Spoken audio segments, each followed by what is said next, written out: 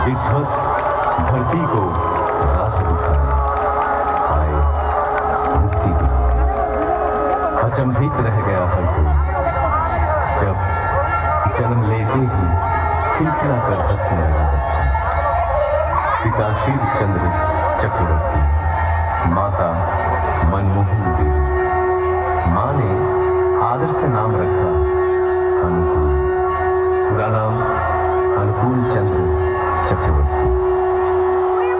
एक दिन पूजा के समय आसन में विग्रह की जगह खुद बैठ गए वे। डांट फटकार मिली तो कहे, पुकार तो रहा था वो मुझे।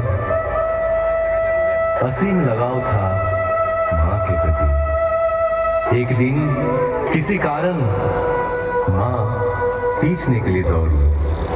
भागने लगा बच्चा। पैर में चुभती हुई गर्मी का एहसास हुआ। ख्याल आया, ऐसे ही मां का पाँव ही तो चलता होगा। रुक गए, थम गए।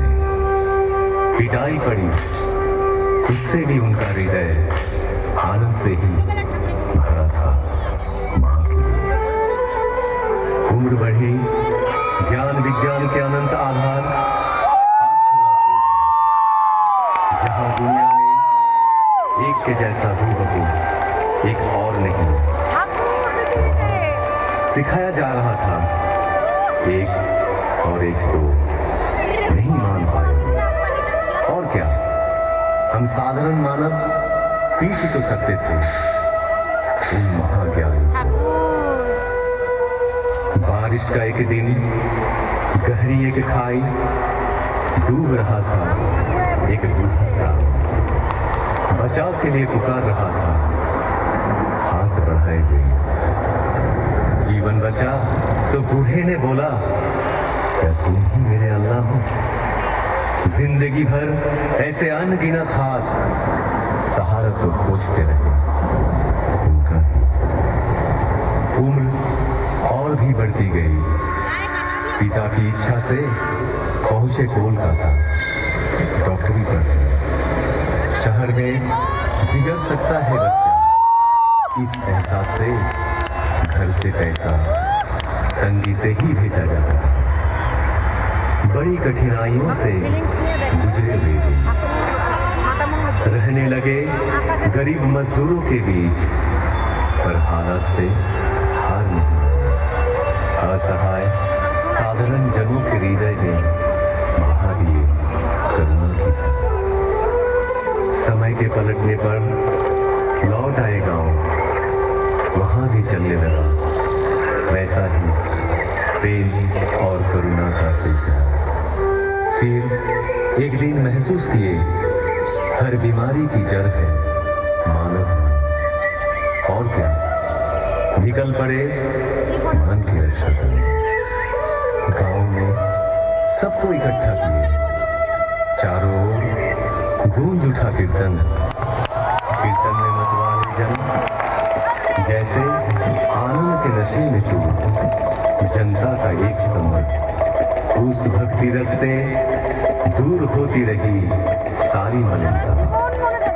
रच उठा एक मधुर चक्र, मानो एक एक के प्राण के घेरे में पड़ गए। उनके श्री मुख की वाणी सुनकर नवजीवन पाए सकल जन। साफ दिखने लगा जीवन का जटिल मार्ग। ग्रहणग्रस्त धरा को आंधियारा से राहत मिली। जो भी पास पहुंचे तन मन से हुए हर्षित। हर एक जीवन की पटकथा परिवर्तन के मूल कारण ही थे। केंद्रित करों को एकत्रित होने लगे लोग। आए अर्थार्थी ज्ञानी जिज्ञासु संत भी पहुंचे। दुर्जन भी, त्यागी संसारी धनी निराश्रय निरक्षर सब आते रहे। आशा की किरण में परिस्रात हुए।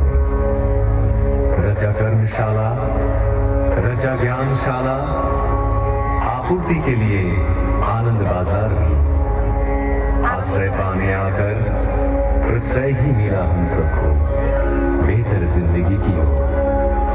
उनको घेर के जो मंडली तैयार हुई उसे सब पहचानने लगे सत्संग के नाम से। ऐसे ही एक दिन अचानक उस गांव का सब कुछ पीछे छोड़ कर्म भूमि की हर कुछ त्याग चल पड़े पश्चिम की ओर पहुंचे देवघर। साल भर बाद आई देश विभाजन के कोलाहल से ग्रसित राष्ट्रीय स्वतंत्रता। अनगिनत घर बिखरे, अनेक प्राण बिछड़े, निराशा के वक्त कितनों को शरण दिए गए। शुरू हुई वही कहानी